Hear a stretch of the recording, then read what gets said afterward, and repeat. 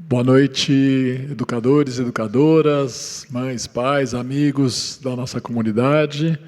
É um prazer recebê-los no Santa Cruz para temas tão importantes como o que a gente vai ouvir hoje. Mas antes disso, queria passar a palavra para a minha colega Débora Vaz, por favor. Eu percebi já na recepção que nós somos de um grupo muito diverso hoje, mas eu disse para o Fábio que durante os próximos dias é impossível que as escolas comprometidas com os alunos e com a formação cuidadosa de todos eles comecem algum evento nesses próximos dias sem honrar a professora Emília Ferreiro, que faleceu nesse final de semana, com quase 87 anos, uma argentina, a única argentina latino-americana orientada pelo professor Jean Piaget e que representa na história da educação e do fazer o reconhecimento de que as crianças pensam. Hoje parece tão óbvio a gente falar em hipóteses, falar em fases, falar em momentos do desenvolvimento, mas isso só foi possível para a nossa geração de pedagogos e pedagogas, educadores e educadoras, porque uma argentina, na parceria de outra, muito importante também, falecida professora Ana Teberoski, abriram um caminho para que a gente pudesse pensar que por trás da mão que escreve há um pensamento, que é todo o legado que ela deixa para nós. Então, queria, junto com vocês, reconhecer a perda e o legado imenso que esta Argentina deixa para todos nós aqui da educação. E queria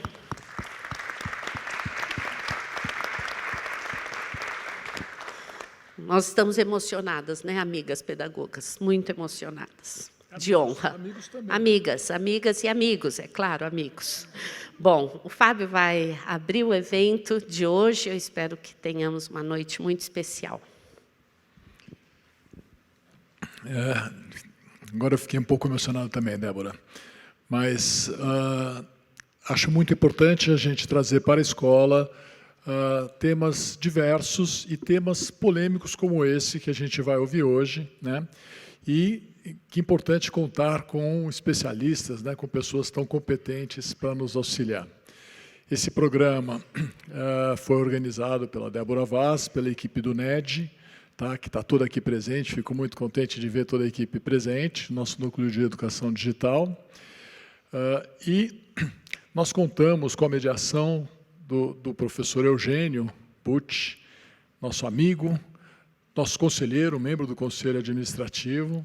O Eugênio Butti é professor da Escola de Comunicação e Artes, a ECA, da USP, superintendente de Comunicação Social, membro do nosso Conselho, e do Conselho do Instituto Vladimir Herzog, entre outros. Desenvolve pesquisas sobre ética e imprensa, comunicação pública, superindústria do imaginário, informação e cultura democrática. O Eugênio vai fazer a mediação do nosso encontro e apresentar os nossos convidados. Uma boa palestra aqui para nós todos. Muito obrigado, Fábio. Muito obrigado, gente. Obrigado pela presença de todo mundo aqui. Quero cumprimentar a escola, Moisés, Ana, Fábio, a Débora, pela organização desse tema. Vocês vão ter uma excelente mesa, excetuada a minha pessoa, mas o resto da mesa vai ser ótima. A gente tem estado preocupado com essa questão, vocês também, por isso estamos aqui. Eu quero dar um pouco o contexto em que essas questões vêm aflorando.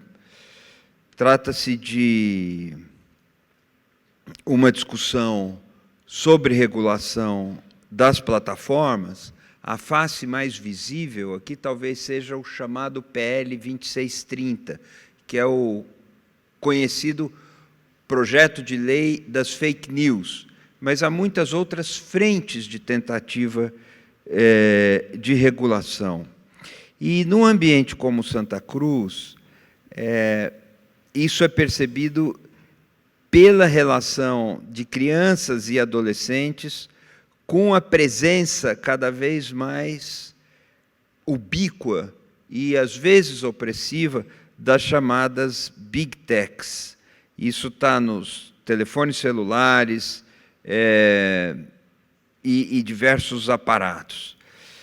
Essas Big Techs, ou as grandes plataformas, talvez sejam o principal meio de comunicação, mas, mais do que isso, talvez sejam o ambiente em que se dá a formação, o desenvolvimento das crianças. Todo mundo tem a experiência de ver como há uma vinculação quase corporal, quase que inseparável entre a criança e o telefone celular, o smartphone e outros aplicativos de outras formas. Então, essa temática aparece de uma maneira que a equipe da escola sintetiza da seguinte maneira: apesar de reconhecer as experiências potentes nas redes, episódios de violência, bullying, exposição a boatos e desinformação, como as ameaças de ataques às escolas em abril agora, entre outros, produzem apreensão e, a partir daí, as conversas são frequentes. O debate que a gente organiza hoje, portanto, é mais uma oportunidade de aprofundar essas questões e de ver até onde isso pode chegar, de que forma pode chegar. Para discutir esse assunto conosco, nós temos aqui hoje a Maria Mello e o Francisco Brito Cruz. Eu vou apresentar primeiro a Maria de forma muito sintética. Ela é mestre em Políticas de Comunicação pela Universidade de Brasília. Ela é coordenadora do programa Criança e Consumo do Instituto Alana. É mãe e ativista pelo direito à comunicação e pelos direitos das crianças e dos adolescentes. O Instituto Alana, todo mundo conhece aqui, é pioneiro, fundamental no debate público brasileiro quando se trata do direito das crianças e da convivência das crianças com formas diversas e mutantes de assédio midiático. Muito obrigado, Maria, por estar aqui conosco. Muito obrigado mesmo. Apresento também o Francisco Brito Cruz, o Chico Brito Cruz, é aluno dessa escola, estudou aqui. Eu conheço desde algum tempinho. Ele é diretor executivo e fundador do Internet Lab.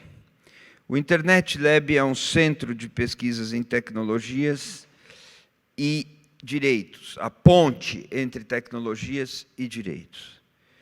Ele é advogado, tem mestrado e doutorado na Faculdade de Direito da USP, do Lago de São Francisco, tem passagem como pesquisador visitante pela Universidade da Califórnia, Berkeley, é autor de livros e artigos sobre relação entre direito, internet e sociedade, e eu destaco aqui o livro Novo Jogo, Velhas Regras, que foi lançado em 2020.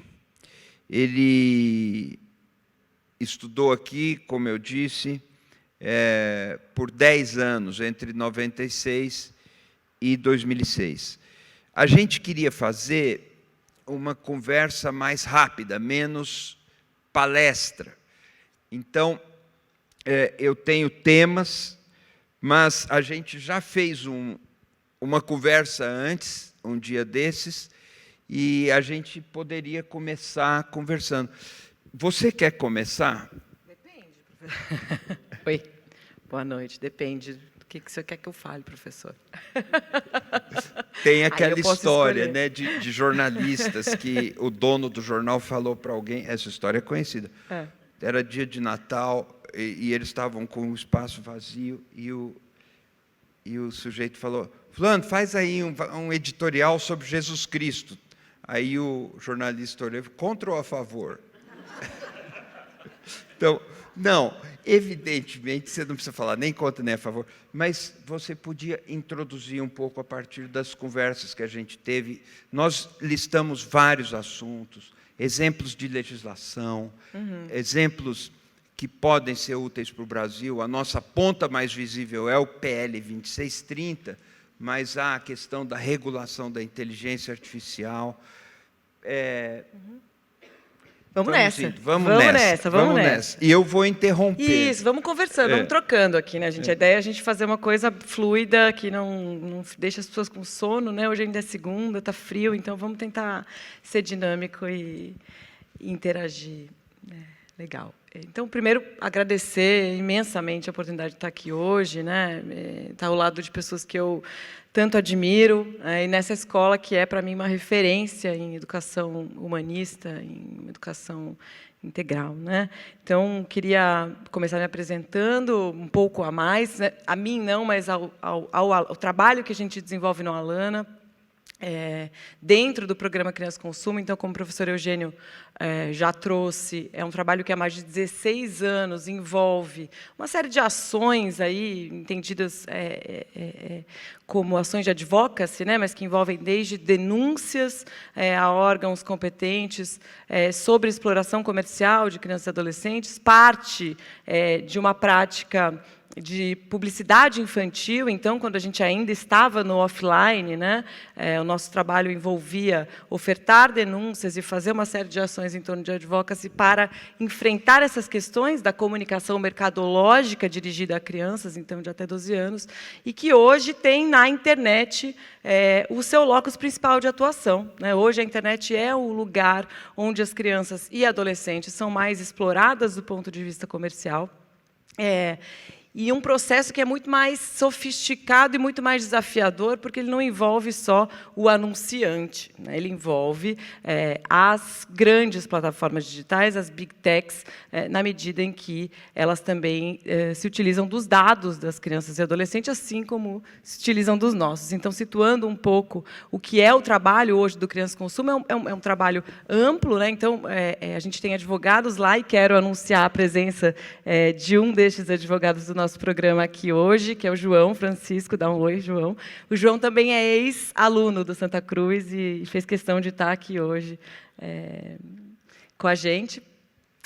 Mas também é um trabalho que passa por sensibilizações variadas, né, junto à comunidade escolar, às famílias, também a partir de ações de comunicação muito interessantes, um olhar para o audiovisual. Então, a gente tem uma série de produções de vídeos, né, para falar sobre temas importantes relativos à proteção de direitos de crianças e adolescentes, né.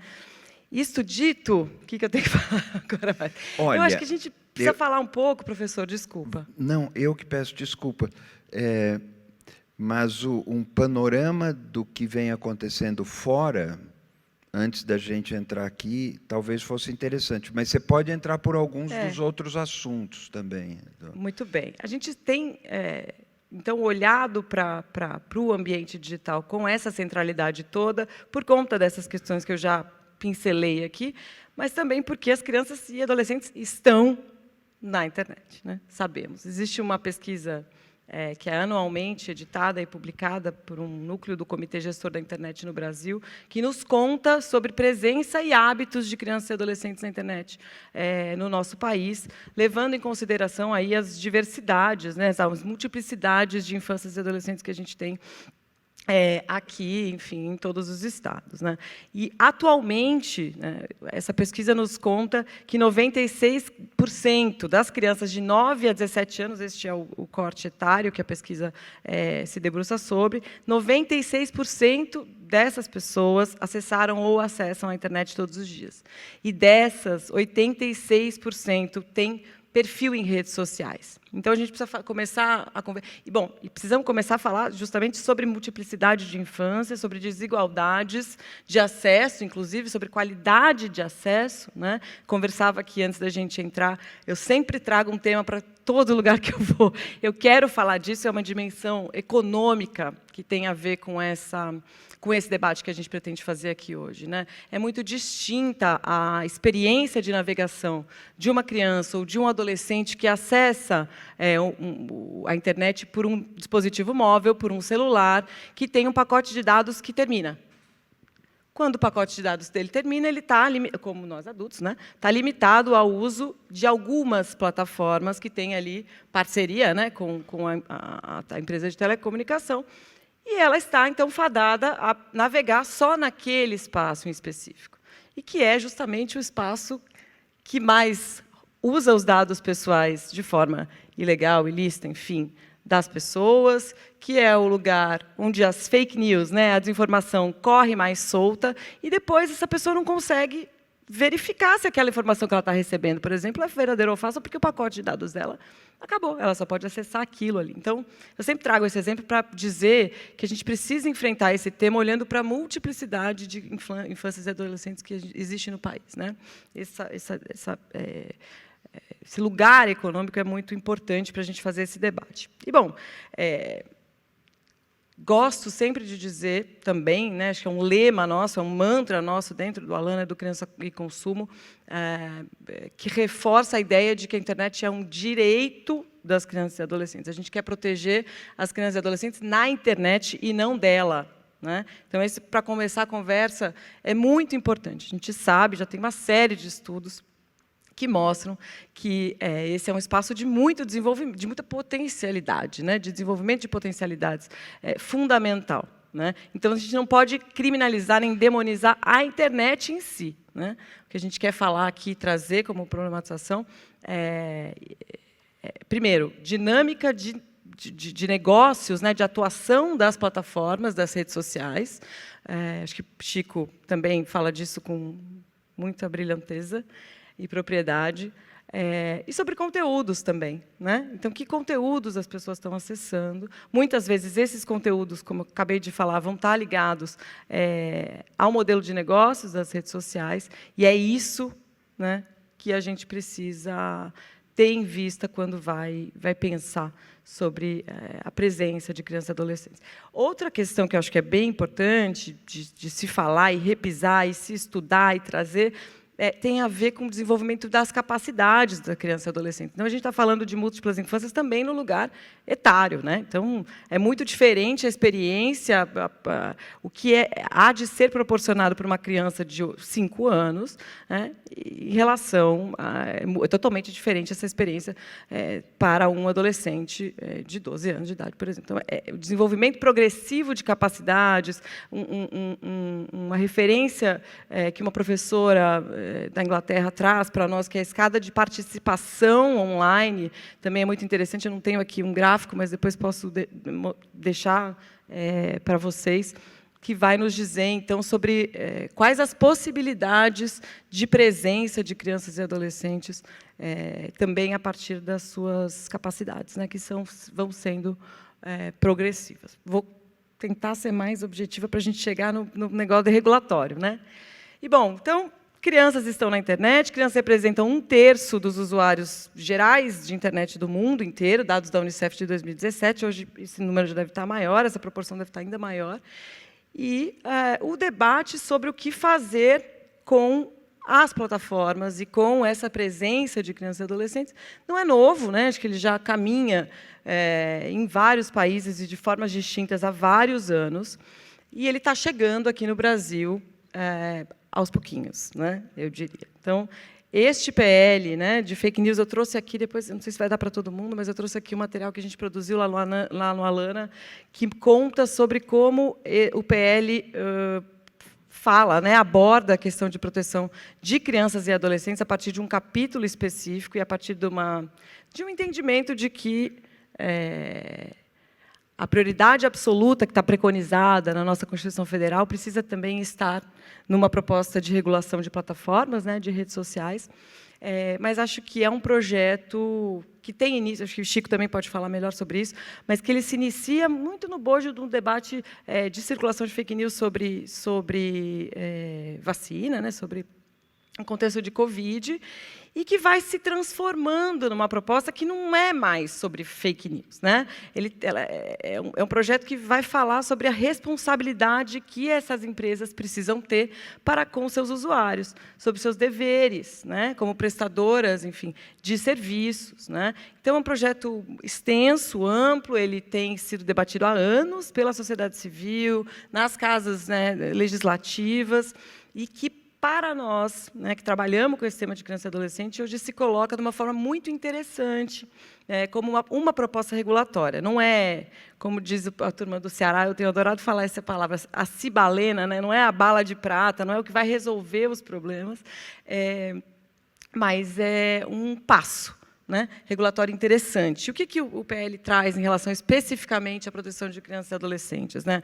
Ele tem para nós algo que é muito fundamental. E aí, bom, vários pontos desse projeto são inspirados em regulações que já estão mais assentadas, né, fora do Brasil. Então, trago aqui o Digital Services Act, que é um ato de serviços digitais da União Europeia, que começou agora a fazer sanções, enfim, a acontecer de fato, e traz um dispositivo interessantíssimo, que é o fim do direcionamento de publicidade para crianças e adolescentes a partir do processo de perfilamento, né, de uso dos dados dessas crianças e adolescentes para essa oferta de conteúdo comercial, que é um assinte no Brasil. Essa prática, então, no offline, ela já é uma prática abusiva e ilegal, e ela precisa ser considerada assim também no ambiente digital. Então, ele traz essa vedação ao direcionamento de publicidade infantil, que para nós é super interessante, e no GSA isso está lá. Traz uma série de regras de transparência aí para tudo, né? Enfim, para todos os usuários. O dever que as plataformas têm que ter em contar o que elas estão fazendo, em torno do uso de dados pessoais, como é que elas estão moderando, né, a interação dos usuários ali. Então, o que elas estão tirando? Tem usuário criança? Não tem? Muito importante a gente lembrar aqui que as plataformas, nos seus termos de uso, lá, as principais redes sociais, vedam a presença de pessoas com menos de 13 anos. Mas, bom, alguém faz assim, né? Então, é isso. E aí elas lavam as mãos, né? Bom, não tem criança aqui. A gente não precisa fazer nada para proteger as crianças, porque não tem. Está aqui, está aqui no termo de uso, né? Então, esse dever de transparência que as plataformas precisam ter em dizer, elas vão ser obrigadas a dizer, e dizer qual é o método que elas usam para chegar nesse... Tem pessoas de tal idade, né? A gente tira essas pessoas, a gente mantém por isso, por aquilo, né? Todo um mecanismo aí de proteção de dados de jovens também, que acho que é muito interessante. Sistemas de verificação etária, então, bom, não tem pessoa com menos de 13 anos aí, como é que vocês estão fazendo essa verificação etária, né? Tem que contar, tem que ter transparência em relação a isso, né? Ferramenta de denúncia, então, de controle parental, acho que é um tema que boa parte aqui das famílias deve querer muito falar sobre, né? Eu, como mãe, também quero muito falar sobre sempre, que é como é que a gente pode acompanhar, né, então, essa atuação das crianças e dos adolescentes nesses espaços, sempre respeitando a sua privacidade, né? Acho que é muito interessante sopesar, né, esses elementos. E uma série de outros deveres, tem um olhar para a formação, então, precisa melhorar, eu acho, esse lugar, esse dispositivo, mas ao mesmo tempo, pensar em educação digital. Então, a gente não pode só ter uma lei, né, para tratar disso, se você não faz um debate no nível educacional, né, no nível formativo. Então, também tem ali uma previsão de gastos, né, de gasto orçamentário público para a garantia de formação de educadores, enfim, e de alunos também na rede pública. Então, esse é um pouco, assim, o PL tem um capítulo específico sobre proteção de crianças e adolescentes, esse tema está transversalmente ali, salpicado em vários outros capítulos, e a gente tem feito um trabalho, enfim, intenso para falar sobre especificamente essa proteção necessária dentro do PL.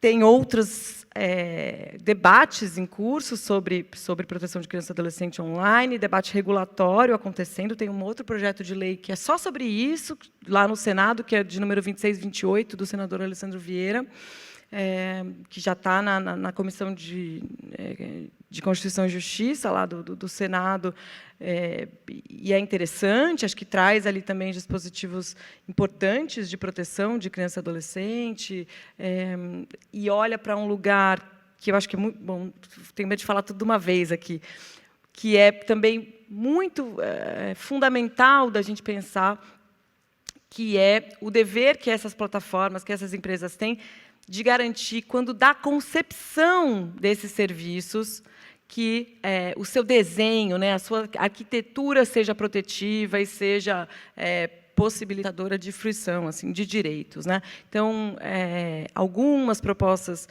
de lei tocam também nesse assunto de garantia de direitos, a gente pode dizer que é por design, né, por default, por padrão.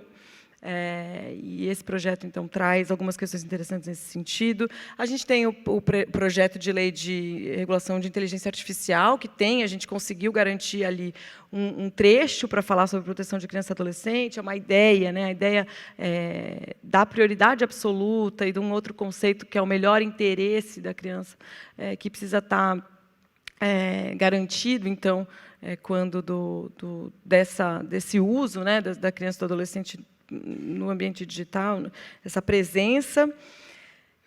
E é isso. E alguns projetos que vão muito, como eu vou dizer, muito no afã de resolver a questão, né? Então, a gente teve, e tem ainda, né, pairando sobre nossas cabeças, esses episódios de violência contra as escolas, né, que acho que causaram aí um desespero óbvio, né, em todos nós, mas também quase uma corrida maluca, assim, de congresso, para que as pessoas fizessem propostas legislativas pouco amadurecidas, né, muitas vezes vão correr o risco de tirar as crianças da internet, que é exatamente o que a gente não quer nesse momento, e aí acho que um pouco o nosso papel é ir dialogando e sopesando e trazendo um pouco da nossa experiência para esses processos todos. Mas o 2630, então, o PL de Fake News, é agora um lugar muito interessante para a gente começar a falar sobre. Falei muito. Desculpa, professor. Falou muito bem. Muito obrigado. E eu vou passar já para o Chico.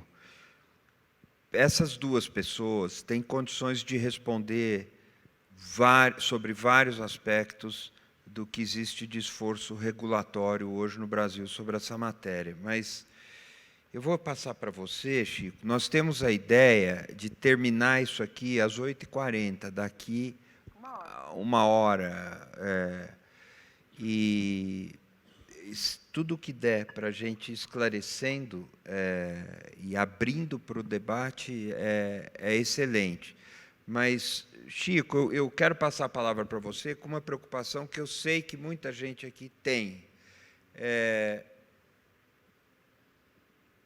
A Maria já deixou claro que existem referências internacionais, isso é fora de dúvida, todas as democracias estão tratando desse tema no plano regulatório, medidas de proteção de crianças são comuns, proteção dos dados são comuns, proteção com relação a mecanismos que impeçam a livre concorrência de empresas, então concentração de dados, transfusão de dados entre um serviço e outro, tudo isso vem sendo enfrentado por regulação. Não há dúvida na democracia de que isso precisa ser feito. Mas, Chico, para passar a palavra para você, existe um risco de censura nessas medidas? Isso é uma preocupação que todo mundo tem.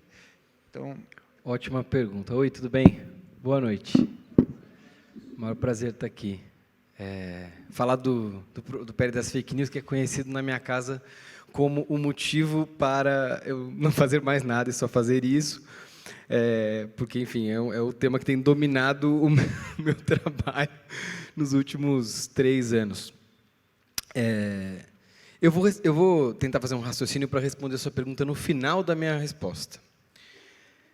Porque eu acho que, para a gente chegar na discussão de censura ou não, tem talvez alguns prelúdios a se fazer, dialogando com a Maria um pouco, né? Eu achei muito bom que a Maria começou, porque ela já pôde colocar o problema na sala, né? Olha só, a gente tem esses serviços são utilizados por crianças e adolescentes de forma massiva. E isso está aí, e a gente está percebendo essa realidade. Mas, para pensar um pouco sobre esses serviços, talvez um pouco antes da gente falar sobre regulação, eu queria só propor uma reflexão sobre o que são esses serviços. Do que a gente está falando. Até porque a gente não está falando sobre várias empresas de tecnologia que são denominadas Big Tech, entre muitas aspas, mas que não tem a ver com essa discussão, não tem a ver com o PL das fake news, né? O que tem a ver com o PL das fake news? São aquelas que falam, né, ou que tratam de comunicação e informação. Ou seja, a gente não está falando sobre outras empresas de tecnologia que estão mais na área do comércio, estão na área de entrega de comida, na área de mobilidade por aplicativo e tal. Estou dizendo isso só porque, assim, a nossa vida está permeada por diversas transformações. Tem algumas que têm a ver com o PL das fake news, tem algumas que não têm a ver com o PL das fake news. Então, a gente vai focar nessas específicas, que são os buscadores, as redes sociais, os aplicativos de mensagem. Todas essas empresas, a gente chama elas de intermediárias, né? O jargão assim do nosso campo. Só uma coisa, dá exemplos, os buscadores. Google, Facebook, Instagram, TikTok, WhatsApp, Telegram, né? A gente chama de intermediárias porque elas estão intermediando a nossa comunicação. Ou seja, elas não produzem a informação. A informação é produzida por nós, ou é produzida por outras pessoas que postam lá, né? Não é um funcionário do Instagram que faz o perfil da Folha no Instagram, por exemplo. É a Folha, né? E, bom, por que isso, né, esses intermediários são importantes? Porque eles dominam o nosso uso de internet. Tem aquela história famosa de quando a pessoa foi perguntada assim, você usa a internet? Né? Algumas pessoas no Brasil e até em outros países falam, não. Mas aí a pessoa é perguntada, mas você usa Facebook? E a pessoa fala, sim. Porque a experiência de internet é dominada por essas empresas. Bom, é dessas empresas que a gente está falando. Como é que essas empresas ganham dinheiro? Né? Porque, afinal de contas, elas dão lucros bastante grandes.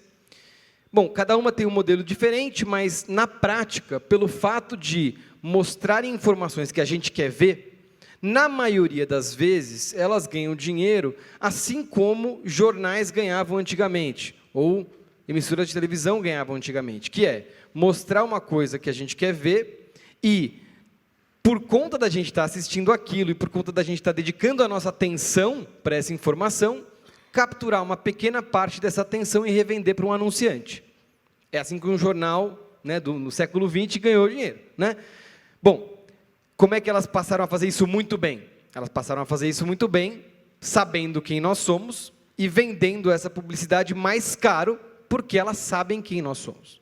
E elas sabem qual é o anúncio que vai nos fazer comprar, né? Porque elas nos conhecem, são os dados que a Maria estava falando.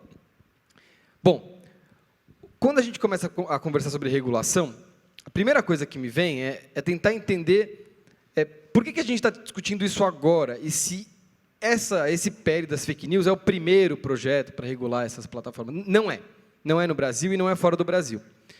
Na verdade, a gente só começou a discutir regulação desse bicho, vamos dizer assim, dessa criatura, que são esses intermediários, na medida que eles foram participando da nossa vida. Então, em 2009, já tinha internet, já tinha Google, mas a gente não falava sobre isso, a gente não falava sobre regulação disso. A gente passou a falar quando os dados que a Maria estava nos colocando passaram a existir, a gente passou a estar lá. Antes disso, no Brasil, outras legislações já foram aprovadas. Marco Civil da Internet é uma delas, a Lei Geral de Proteção de Dados é outra delas. Mas esse caso específico, o caso do PL... Diga lá. Só uma coisa. Marco Civil da Internet e Lei de Proteção de Dados é familiar para todo mundo? Tranquilo, né? Posso falar assim, um asterisco? São duas leis que vieram antes. Uma é especificamente para regular a coleta, né, e o tratamento dos nossos dados por essas empresas e por outras empresas também, tipo um banco que coleta o nosso dado, também está regulado pela Lei Geral de Proteção de Dados, né? E o Marco Civil da Internet é uma lei que estabeleceu regras muito básicas para a gente na internet. Do tipo, para identificar alguém, qual o caminho que eu preciso fazer? Quem tem que guardar dados sobre mim para poder me identificar, né? São, vamos dizer assim, é um piso de regulação. Vale para todos os sites, e não só para esses grandes intermediários. E né? tem princípios também, né? Sim, uma lei... é quase como uma constituição, né, Eugênio? Enfim, o ponto é que essas coisas já existiam, essa legislação, a Lei Geral de Proteção de Dados, ela é de 5 anos atrás, o Marco Civil da Internet é de 10 anos atrás. Por que a gente começou a discutir essa lei agora? Projeto de Lei das Fake News. E assim, esse é o apelido da lei. A lei não chama Lei das Fake News, né? O Eugênio falou, o PL de Lei 2630, é o nome técnico, vamos dizer assim, mas o criador, né, do projeto de lei, que é o senador Alessandro, ele deu um nome mais pomposo para essa lei, que é Lei Brasileira de Transparência, Liberdade e Responsabilidade na Internet. É um nome, né? Mas é disso, a gente apelidou de PL das Fake News porque é mais fácil, né? O ponto é que ela não está falando só sobre desinformação. Bom, a gente começou a discutir isso porque esse tema da desinformação começou a ficar importante. E o que eu queria fazer aqui, para, vamos dizer assim, fazer a segunda parte da minha resposta e chegar na história da censura, é contar uma breve história desse projeto de lei. Como é que ele começou e para onde que ele foi. Porque o debate da censura estava sempre nele, né? Bom, ele começou logo que começou a pandemia. Esse senador decidiu, né, fazer um novo projeto, e assim como vários outros projetos estavam sendo propostos. O curioso é que esse foi o projeto escolhido pelos outros senadores para ir adiante. Por quê? Porque era pandemia, tinha muita desinformação circulando, em especial sobre saúde, e também porque existia muita desinformação contra o presidente do Senado e o presidente da Câmara, né? Aquela coisa, né? Contra mim, né? A desinformação, vou fazer, de alguma forma, alguma resposta. A gente não pode também olhar para esses processos e achar que não tem nenhum dedo pessoal, né, nessas coisas. Bom, esse projeto foi proposto, e a ideia inicial dele é muito diferente da ideia que chegou agora, que a gente discute hoje em dia. Então, eu vou contar a ideia inicial para a gente entender como esse projeto foi mudando com o tempo.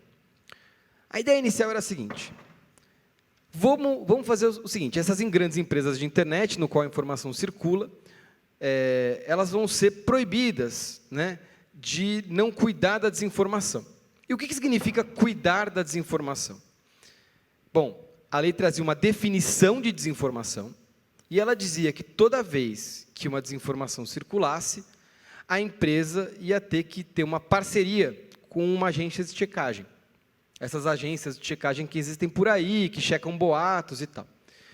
E aí, ela, nessa parceria, ia ter que pegar a checagem, né, sabendo que era uma desinformação, sabendo que era uma fake news, e enviar essa checagem para todas as pessoas que receberam a fake news. Essa era a lógica, né, da primeira ideia do projeto. Para uma pessoa que nunca entrou em contato com o assunto, possivelmente é uma boa ideia. Né? Bom, tem uma coisa que alguém falou que, né, que um jornalista foi atrás e viu que era mentira, vou pegar a checagem e vou mandar para todo mundo que recebeu. Para você fazer isso, entretanto, né, você vai ter que definir desinformação, ou seja, você vai ter que definir fake news, e você vai ter que decidir quem vai interpretar esse conceito e dizer que, na prática, aquela informação é falsa, né? Vai ser a plataforma? Né? Vai ser a empresa de internet que vai fazer isso? Vai ser o checador? Os checadores não queriam de jeito nenhum. Falaram assim, pelo amor de Deus, me tire fora dessa. Eu quero fazer checagem, mas eu não quero ser responsável por atribuir isso, porque isso pode me até causar uma perseguição, né, de alguém que não gostou da minha checagem. Vai ser o governo que vai fazer isso, e aí gerando problema de censura. E, então já dava problema, né? A coisa de você definir desinformação e alguém ter que interpretar. E aí tinha um segundo problema, que para você enviar a checagem para todo mundo, você tinha que vigiar o que todo mundo estava vendo o tempo inteiro e guardar esses dados. Porque como é que você ia saber, né, quem tinha visto aquilo no passado para mandar a checagem no futuro? Então, ia piorar ainda mais a coleta de dados que essas empresas já fazem sobre nós. Ou seja, não era uma solução que ia funcionar muito bem. E o projeto, então, foi mudando de cara. A seguinte solução foi a solução de falar, não, então não vamos fazer isso. Vamos deixar de definir desinformação, vamos deixar de definir fake news. Aí teve um senador que teve uma ideia, né? A gente faz o seguinte, a gente vai rastrear de onde vêm todas as informações. Porque se a gente rastrear, a gente sabe de onde veio. Se a gente sabe de onde veio, na hora que isso causar algum dano, eu consigo ir atrás de quem postou primeiro e processar essa pessoa. E então, essa pessoa vai ser responsabilizada, e aí as pessoas não vão mais fazer isso, né? Para você fazer isso, inclusive no WhatsApp, a ideia foi a ideia da rastreabilidade. Foi esse nome que deram para esse negócio, né? O problema é que, para você fazer isso, também tem dois problemas, né? O primeiro é, você ainda vai ter que coletar dados de todo mundo, porque para você refazer o caminho, né, você vai ter que ter os dados disponíveis, você vai ter que ter os rastros de todo mundo, para você saber quem que mandou primeiro. E a segunda coisa, que eu acho a mais problemática, né, é por que a gente imagina que a primeira pessoa que mandou alguma coisa no WhatsApp foi a pessoa que inventou aquela mentira, né? Como é que você vai saber quem inventou aquela mentira? Então, por exemplo, eu mandei alguma coisa no WhatsApp que é mentira, mas eu posso ter visto em outro lugar. Eu posso ter visto na TV. Ou mandado para denunciar. Ou eu posso... exato, mandado para denunciar o porquê, né, eu mandei aquilo, não necessariamente está na vontade de espalhar, pode estar na vontade de denunciar, né? Ou seja, o custo-benefício também não parecia muito bom, né? Mas, mesmo assim, essa foi a proposta aprovada pelo Senado em 2020. E aí a proposta foi para a Câmara. E ela continuou mudando. Na Câmara, vieram outras ideias. Essa parte da rastreabilidade caiu. E uma ideia que foi bastante poderosa, influenciou muito, é a ideia de transparência. Então, a ideia é a seguinte, essas empresas têm uma grande operação, né? Elas recomendam conteúdo. Então, no YouTube, você aparece lá, você entra no YouTube, tem um monte de conteúdo que é recomendado para você, baseado nas coisas que você segue, baseado nas coisas que você gosta de consumir. Então, isso é uma parte da atividade, tem que dar transparência para isso. Como é que a recomendação acontece? Quais são os parâmetros que definem isso?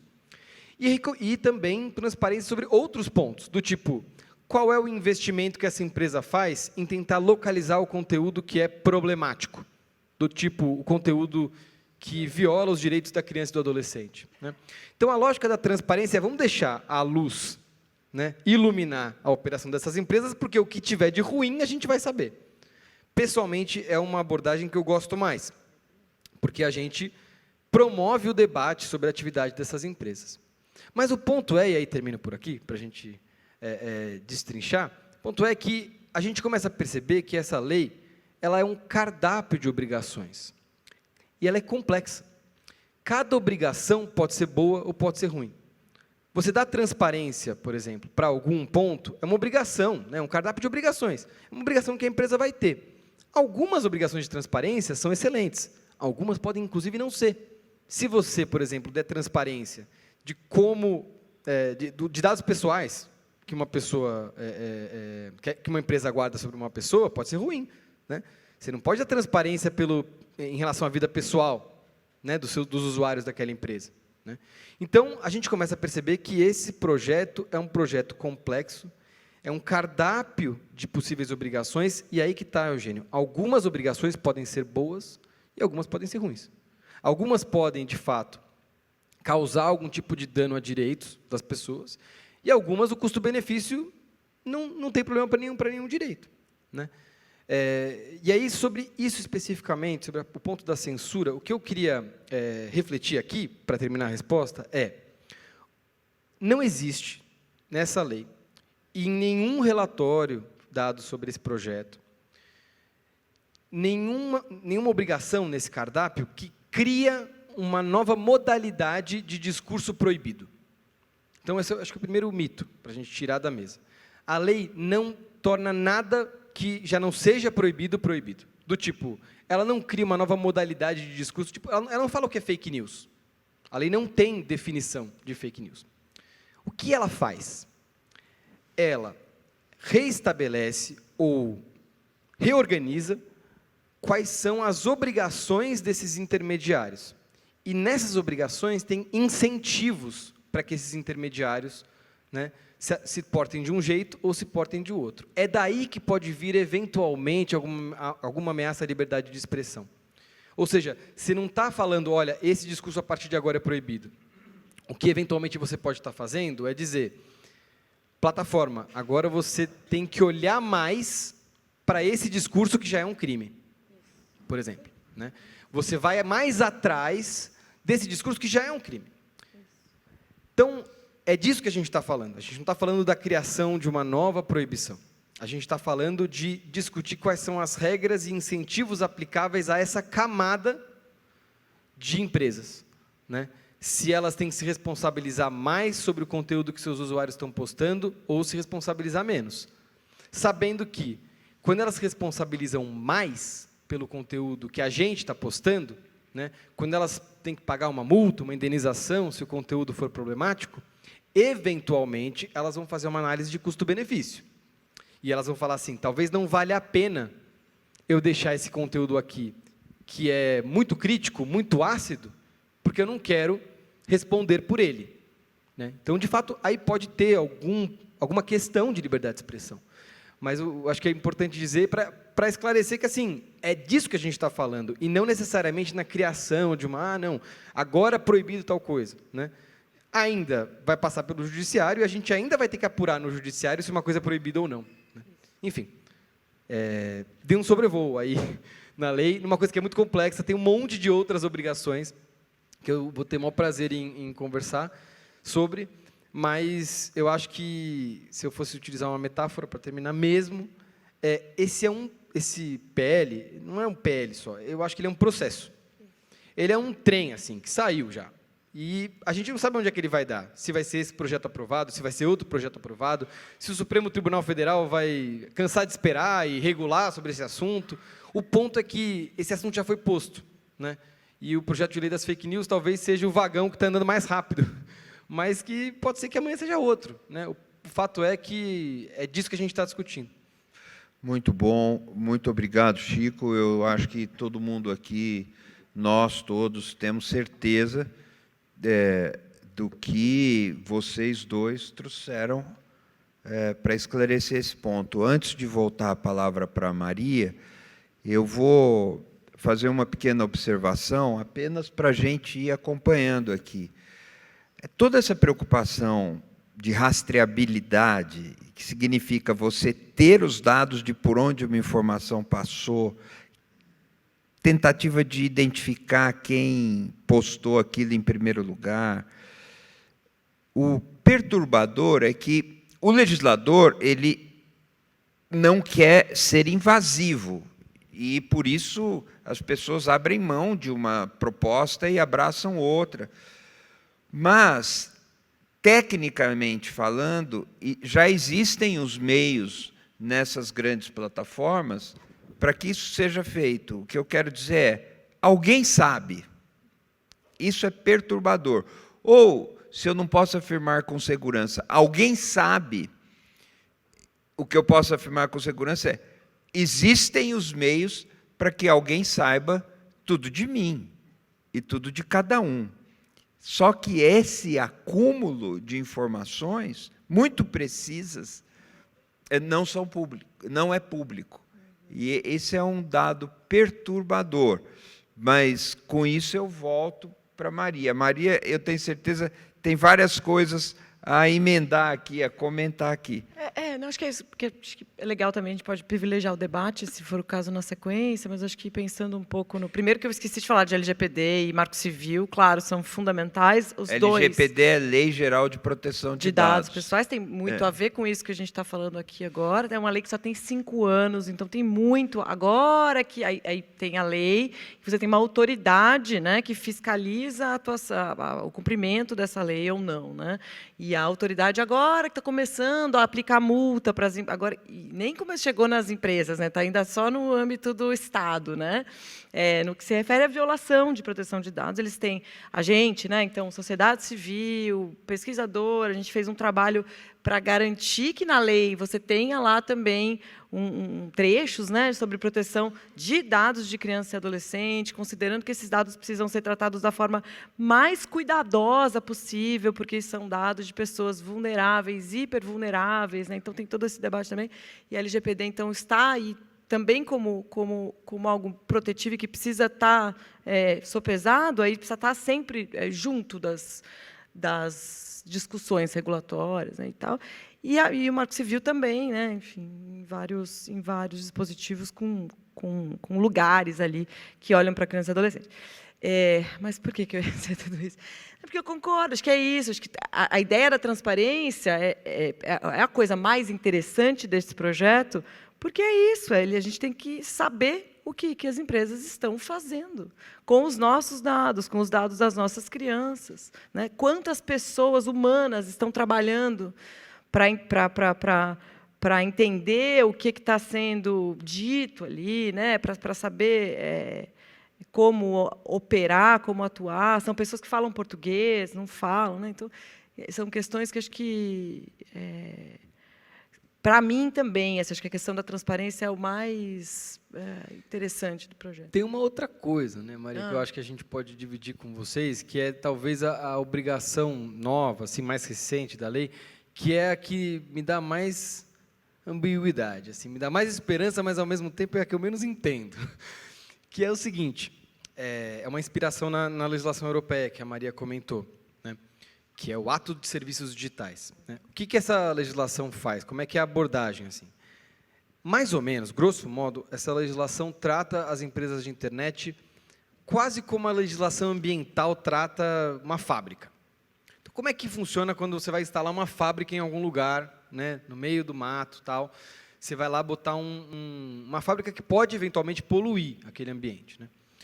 Aí você vai ter que obter uma licença ambiental. E, na licença, você vai ter que fazer um estudo de impacto, você vai ter que entender se vai ter uma chaminé né, um gás problemático pode estar saindo por ali, você vai ter que ver se vai jogar algum rejeito tóxico no rio, você vai ter que, inclusive, ver no entorno, né, nas comunidades no entorno, se você vai ter algum impacto, né?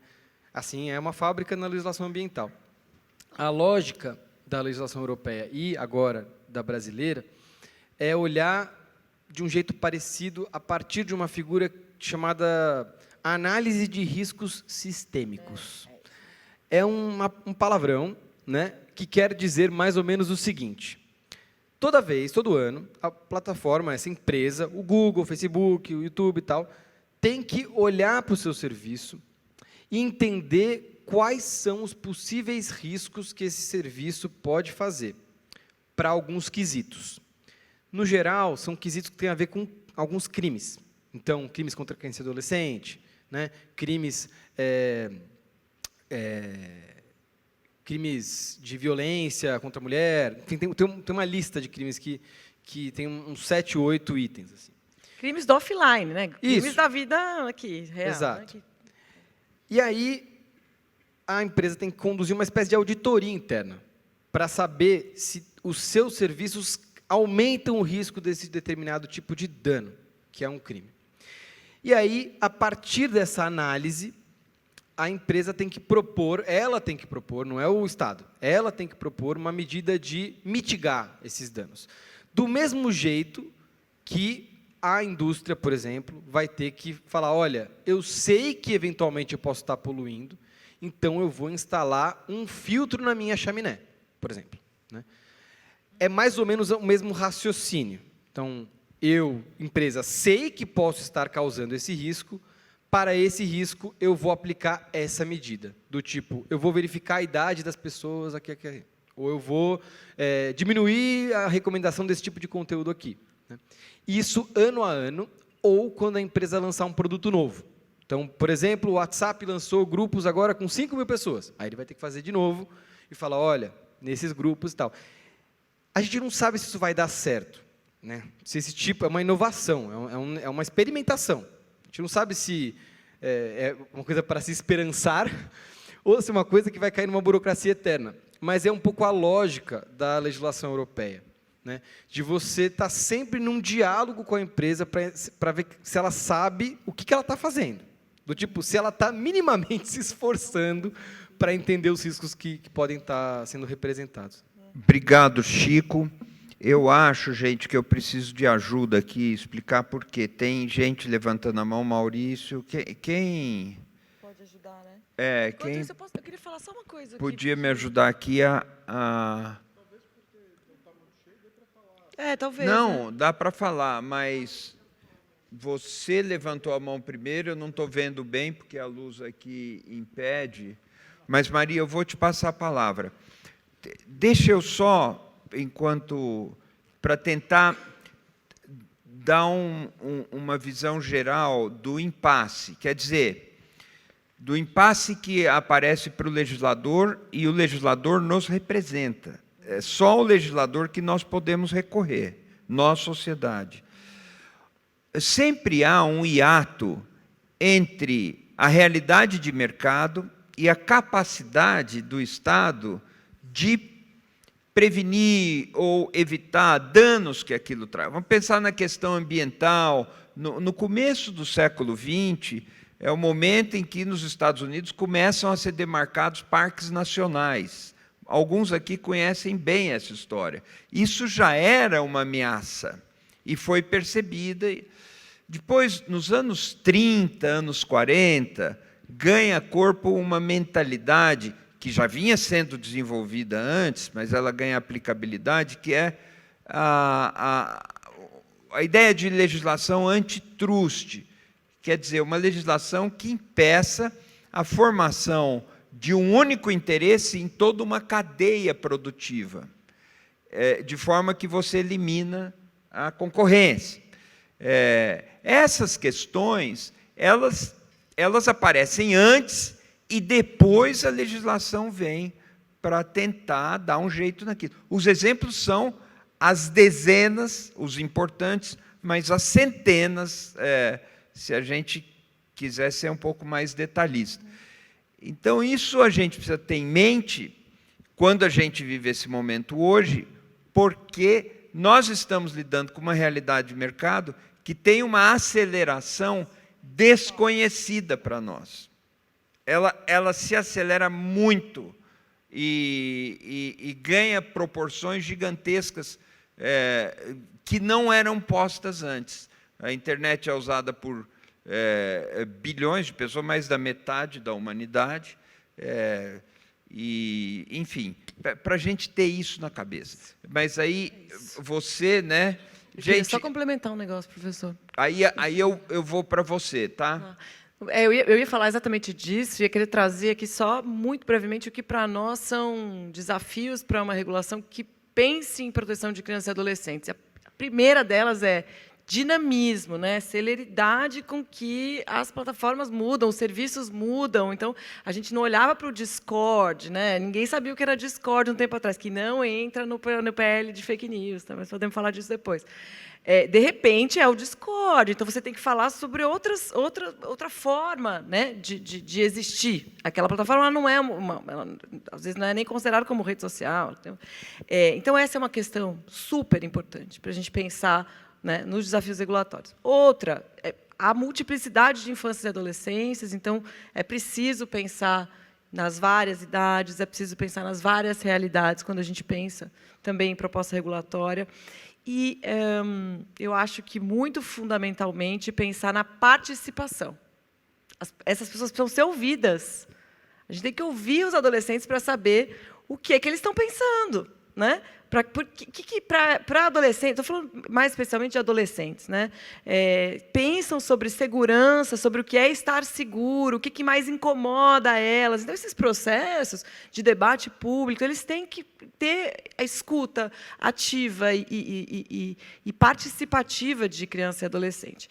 Para acabar mesmo, acho que um outro elemento que é fundamental para esse debate é a gente sair de uma abordagem que é baseada só em risco para pensar em regulação. Então, você tem, por exemplo, no Reino Unido, um código de arquitetura de plataforma, de design, que vai se basear em ideias de boas práticas. Então, a plataforma, serviço digital que pode ser acessado por criança e adolescente. Aqui estão ideias para que você... Então, a autoridade, né, lá do Reino Unido criou esse código de design que é para estimular boas práticas, né? Então, ele é mais pensando em oportunidades do que nos riscos. Então, acho que só trazer um pouco, que eu acho que são desafios centrais para esse tema, especificamente de criança e adolescente. Muito obrigado, Maria. Boa noite, Maria. Boa noite, Francisco. Boa noite, Butch. Ana Paula, jornalista, sou ex-aluna do doutorado lá na ECA. Tudo bem? Eu queria abordar uma questão, na verdade, passando pelas duas últimas falas aí do Francisco e da Maria. Quer dizer, será que, pensando aqui, a questão não estaria mais voltada para as próprias tecnologias e não tanto na questão jurídica? Eu digo da seguinte maneira: será que as tecnologias é que não deveriam estar mais direcionadas para a proteção? E aí vem uma segunda pergunta como desdobramento: seria possível normatizar tecnologias? Porque, do ponto de vista... Eu sou leiga, mas, do ponto de vista do jurídico, eu acho que as leis começam a surgir, começam a se fortalecer e a fortalecer esse tipo de reflexão.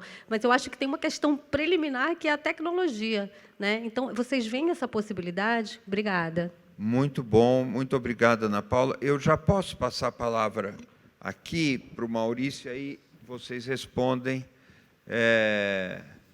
E também, como a Ana Paula fez, eu de fato não consigo ver direito daqui.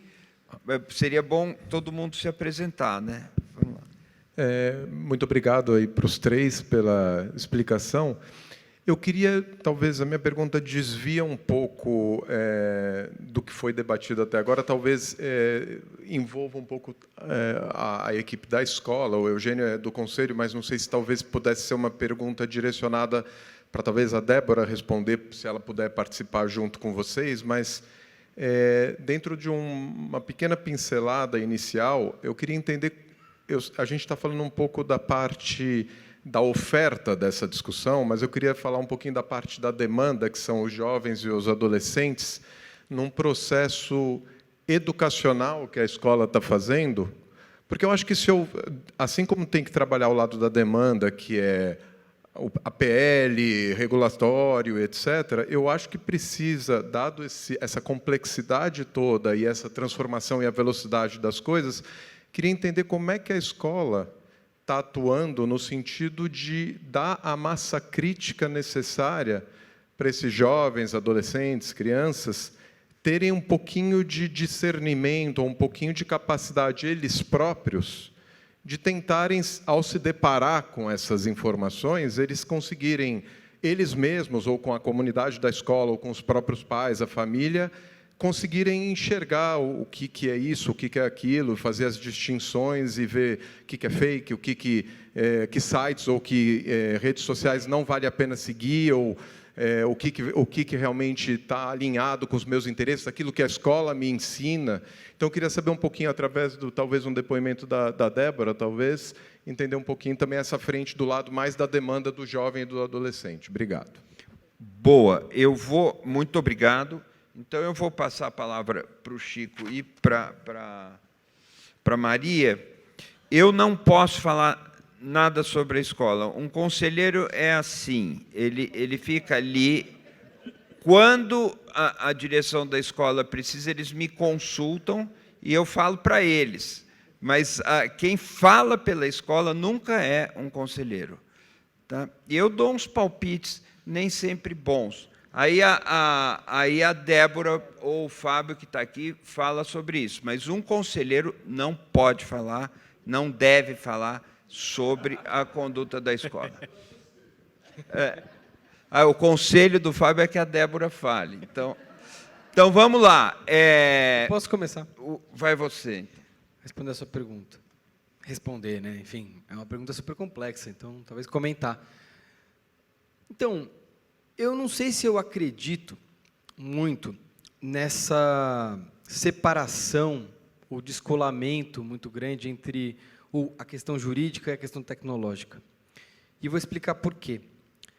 Essas empresas, elas só se consolidaram, cresceram, porque elas tiveram um ambiente de segurança jurídica para fazer isso.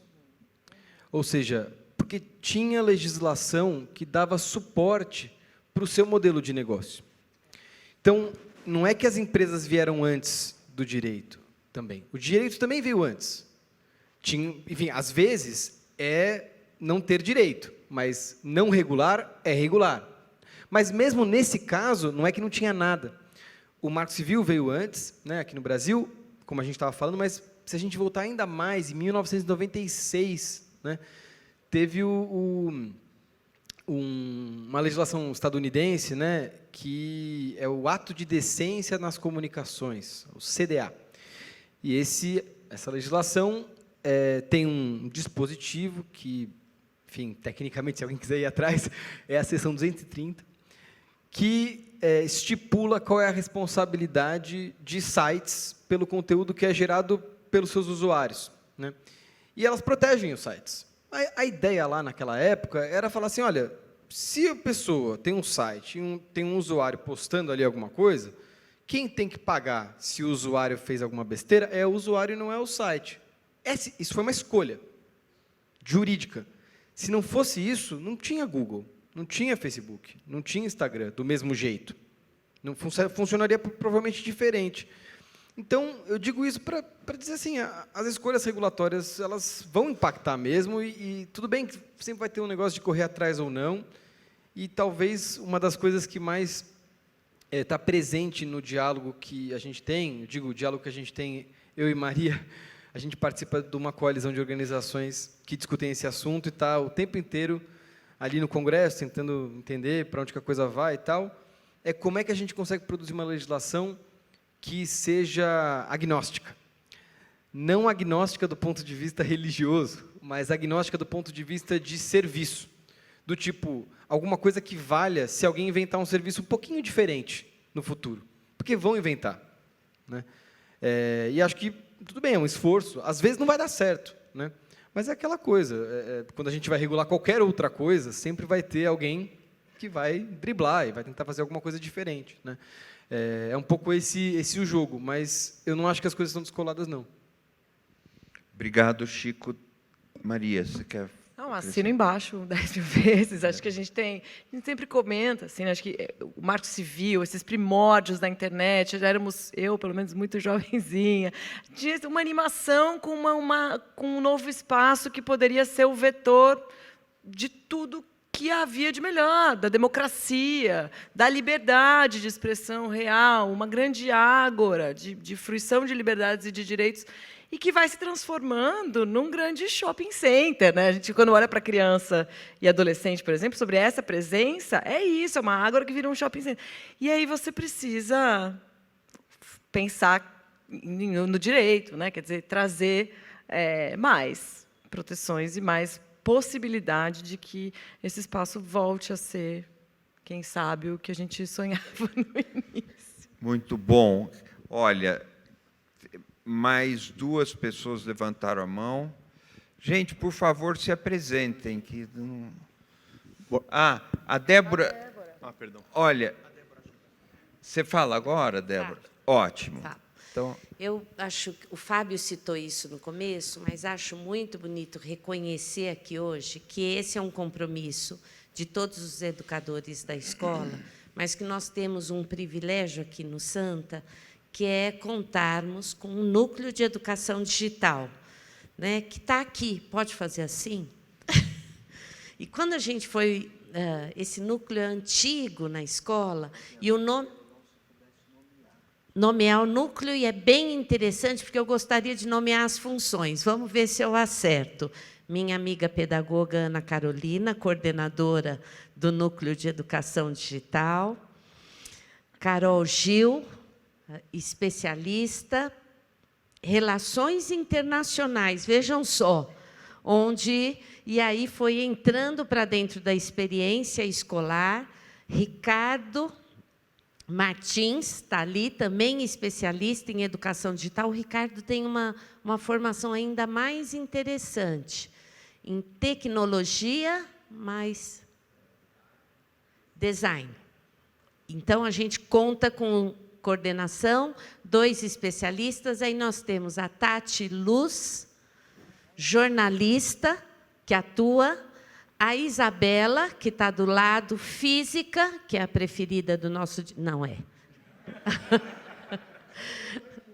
Exatamente, a Isabela, que é física, Marina, bióloga.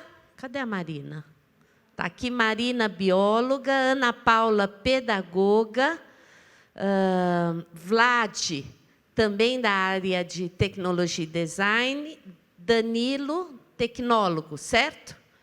E ainda falta uma que eu estou com medo de esquecer, não, Ana?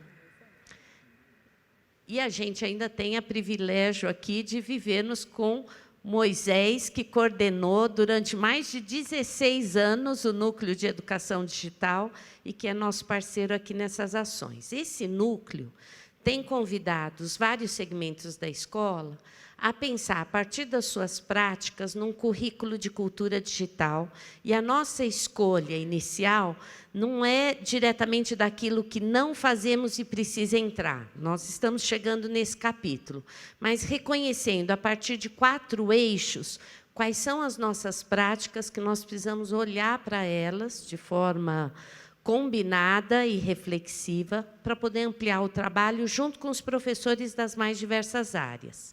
Esses 4 eixos, eles são fluência, então saber como e em que situações há saberes específicos que precisam ser colocados em jogo para entrar em contato com a experiência digital. Um segundo campo é a educação midiática. Nós temos estudado muito isso aqui. A gente teve o privilégio de receber o professor David Buckingham, que tem nos acompanhado à distância, através da sua produção. Januária, né? Já esteve com a gente aqui numa ação formativa, pensando com Flora Perlman, da Universidade de Buenos Aires, e vários outros, eu não queria reduzir aqui, em situações de estudo para a gente pensar como os nossos alunos entram em contato com a mídia. Não quando, porque a gente já sabe que desde muito cedo, mas como? E como é que a escola acompanha essa produção? Seja na formação de um leitor crítico, um usuário cada vez mais autônomo, mas a gente sabe que eles ainda não estão nessa condição, e a gente precisa de professores que os apoiem nessa tarefa. Nesse campo, o professor David Buckingham nos ensinou, tem uma pesquisa que ele participou na Inglaterra, que ele descobriu que os alunos faziam, por exemplo, com muita fluência, vídeos, mas que, quando ele analisava a narrativa daqueles vídeos, ele percebia que esses alunos tinham sido capturados pela lógica do mercado e tinham pouca criticidade para poder conversar com aquela produção. E, por isso, é tão importante a presença de professores e educadores que apoiem essa construção. Fluência, educação midiática, pesquisa, nós estamos agora estudando fortemente esse eixo, e cidadania digital. No campo da cidadania digital, a gente estuda muito internamente como é que a gente tem formado os alunos, e esses 4 eixos não são gavetinhas fechadas, porque quando a gente está pensando na fluência, muitas vezes nas mídias, e muitas vezes as questões de cidadania entram. Então, o que a gente pode dizer? Que a escola tem discutido fortemente isso, que as questões são tensas, porque envolvem práticas Quando a Maria falou, eu pensei, nossa, que importante isso. E a gente nem conversou muito antes, a Maria conversou com o NED, porque há uma confusão muito grande se produzido entre a regulação, entre o uso desmedido e o excesso de telas e aquilo que a gente chama de não negar a existência das práticas atravessadas pela cultura digital. E é aí que a escola tem atuado e convidado as famílias. Queria terminar dizendo que a gente fez um encontro de famílias há 2 semanas aqui, convidamos os pais a se inscreverem. E o grupo maior, que a gente teve que fechar as inscrições, era o grupo sobre como anda a nossa dieta digital, há 3 semanas. E no dia 30, também convidados por um grupo de famílias da escola, está aqui a Flor, ali atrás, uma pediatra que chama a gente para pensar nisso, e dia 30 nós temos uma reunião que certamente convida mais de 5 escolas diretamente, e a gente tem certeza que o grupo vai ser grande para pensar nisso. Então, estamos em construção, uma construção séria, complexa, com muitos parceiros ajudando a gente a produzir isso, e a gente acha que, em breve, a gente vai poder, inclusive, publicar alguns capítulos desse currículo aqui da escola para a grande comunidade. Obrigada. Excelente, muito obrigado. Gente, nós temos 10 minutos. Eu gostaria de ouvir as 2 perguntas. Eu vou... Isso. Eu confesso que não sei nem se me cabe mais uma pergunta, agora a grande parte foi respondida ali, mas a pergunta é o seguinte, será que, em que sentido a regulação, de fato, é uma solução e o quanto a gente, eventualmente, não caia na tendência de superproteção por meio de regulação, né? Ao invés de ensinar a criança a não ir em direção ao espinho, a gente quer tirar todos os espinhos de todas as flores, por exemplo. Espera aí, não entendi. Em vez de ensinar a criança... a evitar um espinho, porque ele machuca, a gente parte para a iniciativa de tentar tirar todos os espinhos de todas as flores, através de regulação. Então, até que ponto a regulação é uma solução para um caso como esse? A gente vai estar sempre correndo atrás do rabo, é a impressão que eu tenho, de acordo, inclusive, com o que o Chico comentou no depoimento anterior. Excelente, excelente. Muito obrigado. E aí a gente responde vocês Só dois aqui, professor. rápidos. Eu. Isso. Então são 3 perguntas, né? São 3. Tá bom. Bom, antes de tudo, muito obrigado, Débora e Fábio, pela oportunidade, excelente. Eu gostei bastante do painel de vocês. A minha dúvida é geral, mas eu penso que talvez o Francisco possa me ajudar, a despeito de o tema ter sido levantado pela Maria. Os nossos filhos, eu falo na condição de pai, meu nome é Guilherme, eu sou pai de um adolescente de 13. Sim, a Maria levantou esse ponto. Os nossos pequenos, eles entram nas redes sociais, clicando ali um aceito e tudo bem, e a despeito de haver a proteção das bases, das plataformas. Eu gostaria de entender um pouquinho qual seria o papel dos pais, o papel das famílias, em termos de responsabilidade sobre isso, porque os nossos filhos, eles também são produtores de conteúdo. A Débora Vaz acabou de permear muito rapidamente a questão da educação midiática. Os nossos filhos, eles também produzem conteúdos nos WhatsApps, nos Telegrams, nos Discords e etc. E eles são a nossa responsabilidade. Eu concordo plenamente que nós não devemos invadir a privacidade. Por outro lado, nós temos uma responsabilidade legal sobre o que os nossos filhos fazem nas redes, assim como fora das redes também, no mundo offline também. Então, eu gostaria de ouvir um pouquinho, talvez 2 ou 3 palavras de reflexão, não sei se isso chega a ser necessariamente uma pergunta. Muito obrigado, professor. Eu que agradeço. Passo a palavra para você, pedindo concisão, tá? Tá ótimo, então.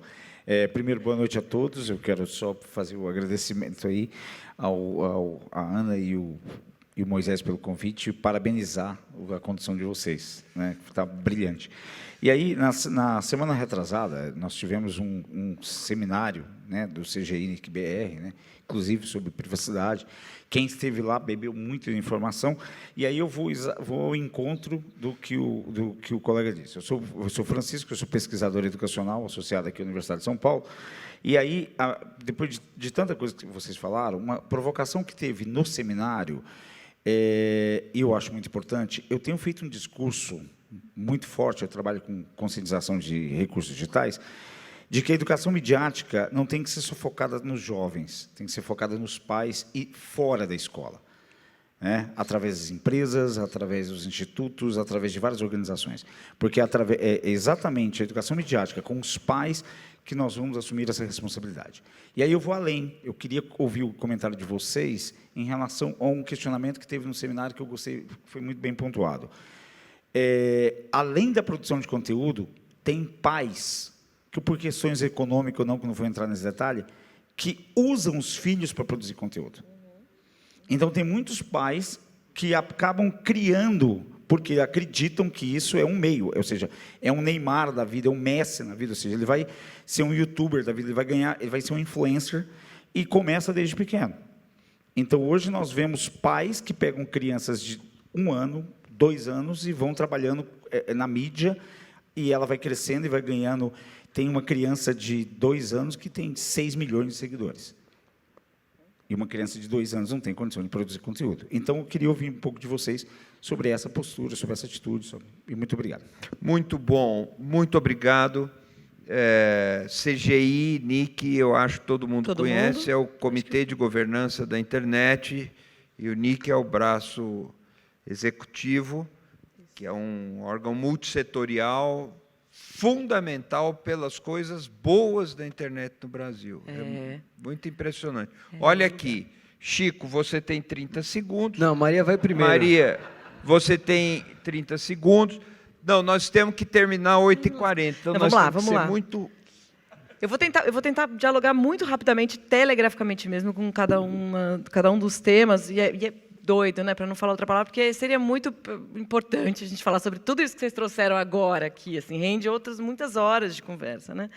Mas acho que, sim, a regulação não pode estar sozinha, acho que ela precisa ser entendida como um processo, como um vagão de um trem que vai começar a andar, ela tem que estar mais atida a uma ideia principiológica do que ficar tentando amarrar todas as pontas para que esse processo regulatório, né, enfim, para que possa abarcar o conjunto de serviços, de plataformas, enfim, e ela precisa estar atrelada, evidentemente, a outras iniciativas, como educação midiática, como toda essa discussão sobre direitos por design, sobre arquitetura de plataformas, né? Então, como é que você implica todos os agentes desse ecossistema? Eu quero já dialogar um pouco com as outras questões que têm a ver com os papéis, né? Então, trago aqui uma ideia também preconizada pelo artigo 227 da nossa Constituição, que vai dizer que é responsabilidade compartilhada de cuidar de crianças e adolescentes, entre famílias, Estado e sociedade. E aí você já tem jurisprudência de STF que diz que sociedade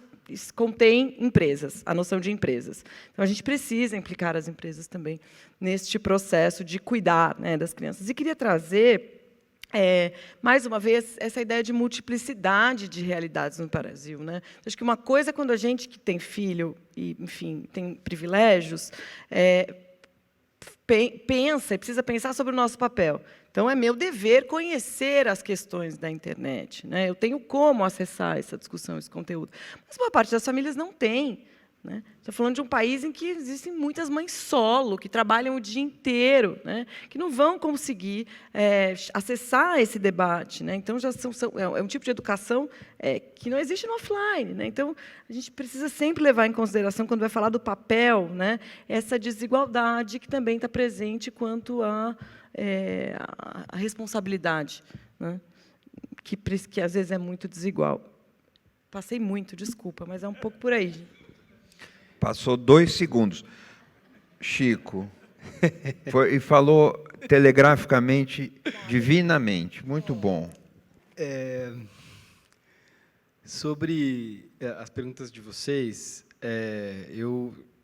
alguns pontos. Primeiro, eu Acho fundamental essa ponderação sobre a educação midiática, do tipo, vamos resolver por educação midiática, como se esse fosse o único jeito de resolver. Tudo bem, aí você dá uma excelente educação midiática, mas só para as pessoas que estão na escola e que vão estar na sociedade daqui, né? E em cargos de tomadores de decisão daqui a 20 anos. Né? E aí, as pessoas estão aqui agora. Né? Então, assim, tem que fazer com todo mundo. Né? E eu acho que existem níveis de assimetrias de educação midiática, dependendo do grupo demográfico. Porque, por exemplo, talvez para uma criança e adolescente que nunca foi muito exposta a notícias, exista algo a se fazer ali para entender, né, a leitura de uma notícia. Né? Porém, para essa criança e adolescente, talvez ela seja muito mais ligeira para entender a arquitetura da rede, entender o que é um like, o que não é um like, para que um like serve e tal.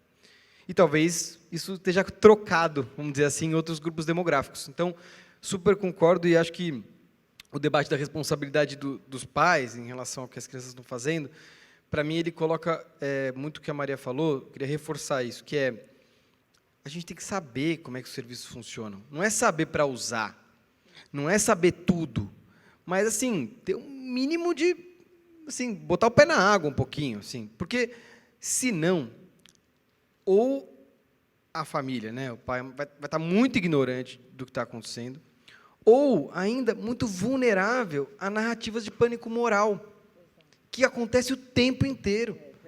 Né? Não, aquela história quando assim, inventaram o rádio. O rádio vai acabar com a sociedade. Né? Você sempre tem essa coisa, né, de que vai acabar com a sociedade.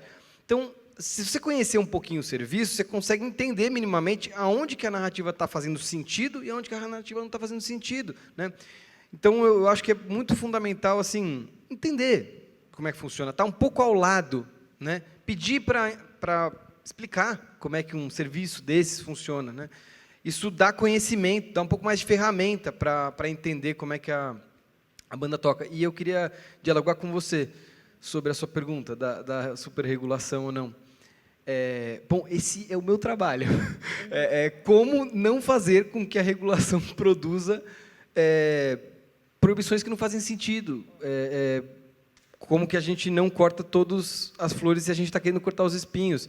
Eu diria que, assim, só para dar um exemplo, nesse debate sobre quais são os crimes, vamos dizer assim, que a lei vai trazer, que as plataformas precisam dar aquela segunda olhada. Né? Quando botaram a lista de crimes lá, tinha 23 crimes. E eu achava que os crimes não faziam sentido nenhum, assim, metade deles. Porque eram coisas que não tinham um potencial ofensivo muito grande, podiam dar muito problema do ponto de vista de liberdade de expressão.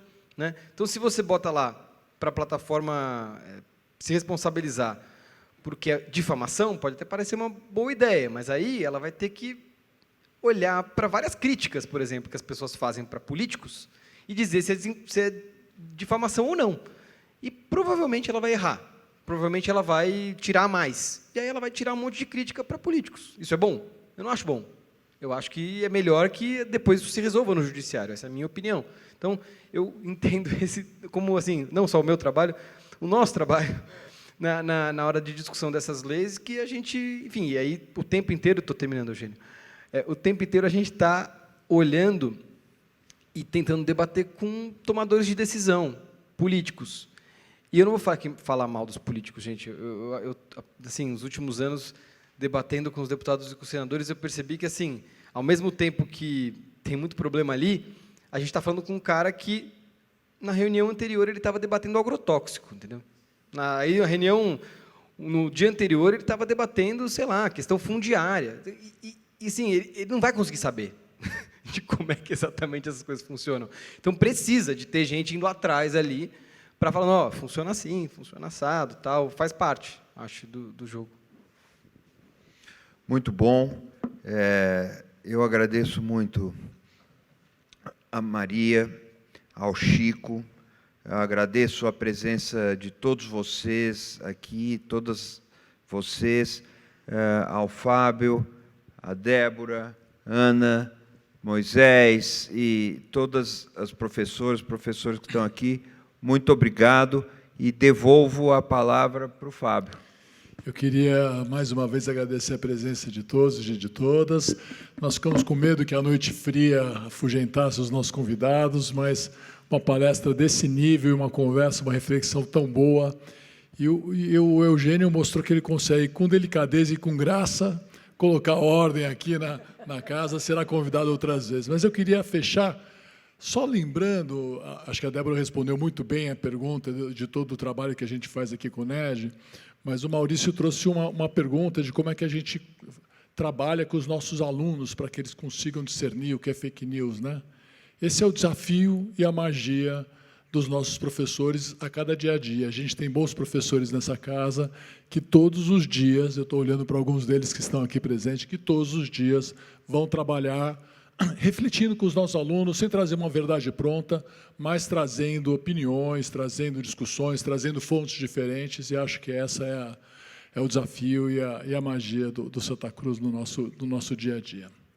Muito obrigado, boa noite a todos e a todas.